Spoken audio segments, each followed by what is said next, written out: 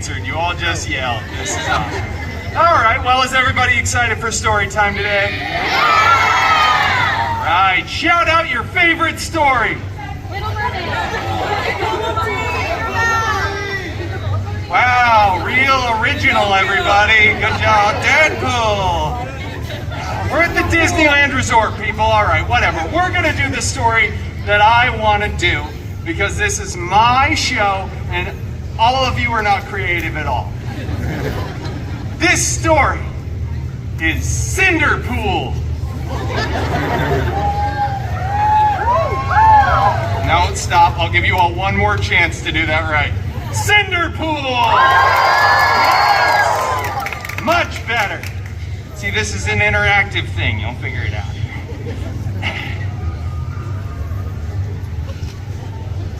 That's not real. All right, moving on. Once upon a time,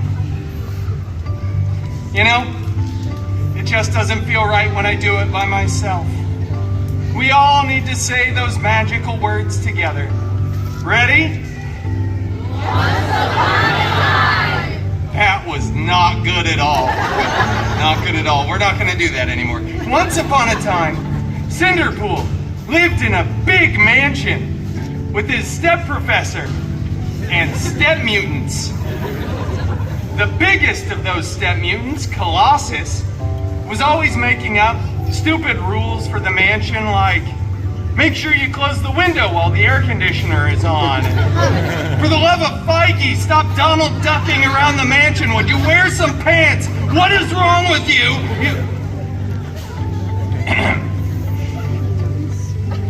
The other main step mutant, Negasonic Teenage Warhead, who has a few fans here, I see, was always texting and rolling her eyes. She was so Gen Z. Both of these step mutants were very jealous of CinderPOOL because CinderPOOL had a much, much larger fan base. That's right. You can cheer for that, you know. It's fine, no, it's too late. One day, an expendable and non-union extra went running in front of the mansion screaming. King Thanos was going to have the biggest battle of Phase 3. Yeah, and as we all know, that was the last good phase. Oh, don't act like you don't know it. CinderPOOL desperately wanted to go to the big battle, but Colossus said,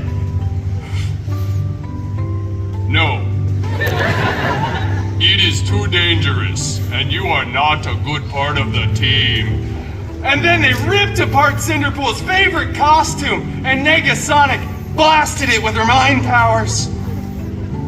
That was so cool. So Gen Z. So on fleek, no cap sigma. CinderPOOL was distraught, vulnerable, and exposed. He ran out onto the mansion grounds, stumbling for dramatic effect. But then he looked up and saw, beginning to form, a magical golden sparkle circle.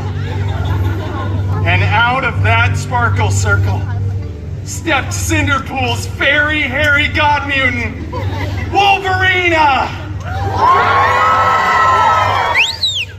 Who will, of course, be performed by a much better looking actor, me.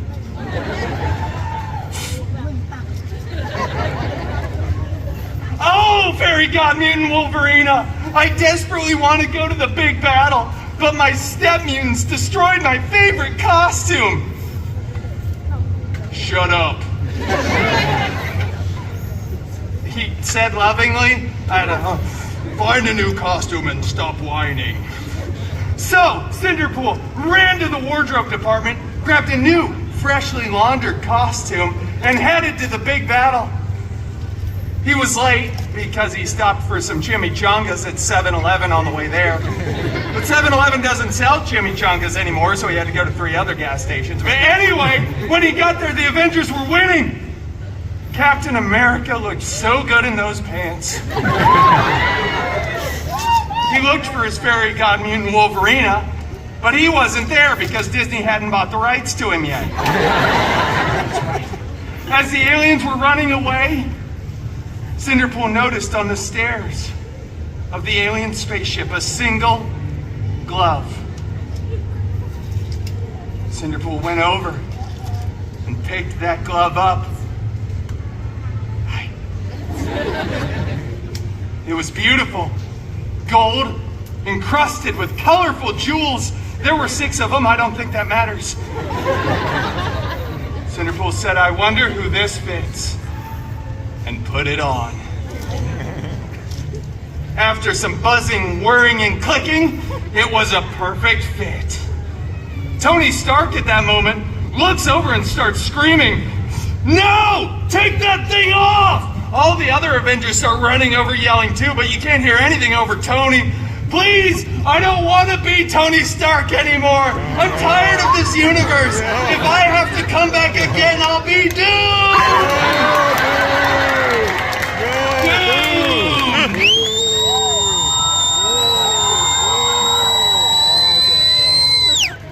I know some of you are laughing and clapping and you have no idea what's going on. It's so funny to me.